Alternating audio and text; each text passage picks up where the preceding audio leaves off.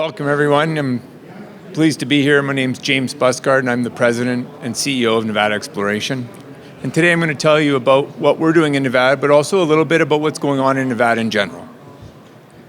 I will be making some forward-looking statements, and I encourage you to review them on our website.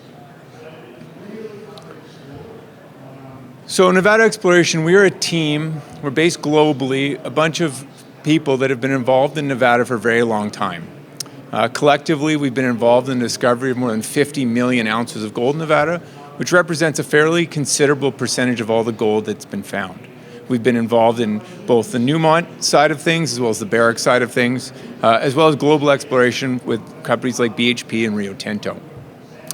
What we're specifically targeting with Nevada Exploration is going after what we believe is the next 200 million ounces waiting to be discovered beneath the 50% of the state that's hidden beneath fill underneath Nevada's valleys. In order to do that, we're employing a variety of new technologies, which we'll talk about. And using these technologies, we put together a portfolio of brand new projects, district-scale projects in the heart of Nevada's biggest camps. Our flagship projects become a project called South Grass Valley, which we're going to spend most of our time looking at today. But we've also managed to leverage our other projects, other deposit styles, as well as our large database with a number of strategic partnerships, which I will end with. So there's a lot of emphasis on Nevada right now, and rightfully so. There's nowhere on the planet that produces more gold from such a small area as north central Nevada. But what few people highlight is that the vast majority of these ounces come from one style of deposit. It's these Carlin deposits, which Nevada's become famous for. And the other thing that few highlight is that 80% of Nevada's Carlin endowment, 80% of its 250 million ounce Carlin endowment, come from only 3 camps. The camps are the namesake camp Carlin, there's Cortez, and there's Getchell. And we're looking at camps that are 50 to 100 million ounces in size. And to be frank, everything else in Nevada is relatively a rounding error to these 3 camps. These are the 3 camps that put Nevada on the map. These are the 3 camps that are responsible for the statistics that most people like to mention. Now, because these camps are so important, they've been very well studied, and we know a lot about them. And geologically, the building blocks, the ingredients, the architecture that's responsible for these large 50, 100 million ounce type endowments are relatively the same. They're both camped on the same sorts of long-lived, deep-seated structural features. They're on the margins of major intrusives, and they're living in a similar package of rocks, which we call the lower plate. Now, not only are they built the same, they're all relatively the same size. And what that means is if you want to deposit 50 to 100 million ounces, what we need are mineral systems that we can measure in literally cubic kilometers. Now, despite the fact we know so much about these camps and so much about Nevada geology in general, what few people also highlight is that after an incredible run-up in production, having found these 3 camps and putting them into production in the 80s, this production peaked in the late 90s. And today, Nevada's production is down about 50% from where it is. So yes, Nevada is a fantastic place. Yes, Nevada holds some incredible camps. But in the last 30 years, the industry has done a terrible job of replicating the successes that were found that happened when we first found these districts. So what's going on? Well, after more than 100 years of work from some very good groups, what we know is a lot about what's sticking out of the ground. Now, this graphic's very hard to see on this screen, but basically the geology of the mountains that are sticking out of the ground has been mapped, it's been prospected. There's 100,000 known mineral occurrences. We know a lot about it. But what we don't know very much about is the other half of the state.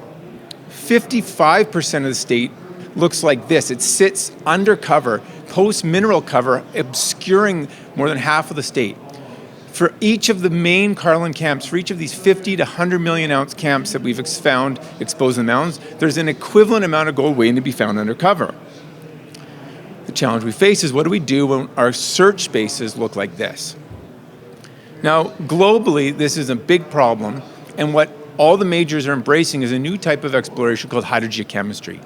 And basically, it's using the groundwater that flows along the bedrock that we can't see to sample the bedrock, and whatever the geochemistry is in the bedrock ends up in the water. And we then use that to find new projects and events, new places where the rest of the industry hasn't really had a chance to get started. Now, as I mentioned, it's being used globally, but we're going to focus on our efforts here in Nevada. Now, if we want to go and find another one of these Carlin camps, we know that they live in a fairly constrained part of north central Nevada, geologically that constrains the search space. And it's within this search space that we've permitted and drilled more than 4,000 boreholes specifically to look for new Carlin camps in this north central part of the state.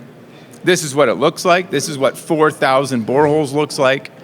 And within that data set, we're able to orient it around known deposits to come up with brand new projects that are characterized by gold and pathfinder concentrations equivalent to what we see at known deposits. And from that, we built a portfolio of brand new projects that we're now advancing. Our first project here at the south is called South Grass Valley. This is where we're drilling currently, and we believe we found what's probably the largest new Carlin mineral system to be found outside of a mine fence in about the last 20 years. So that's very exciting. At the north end of that same valley, we're advancing another project called North Grass Valley, where we're looking to repeat the same workflows that have worked at South Grass Valley, again at North Grass Valley.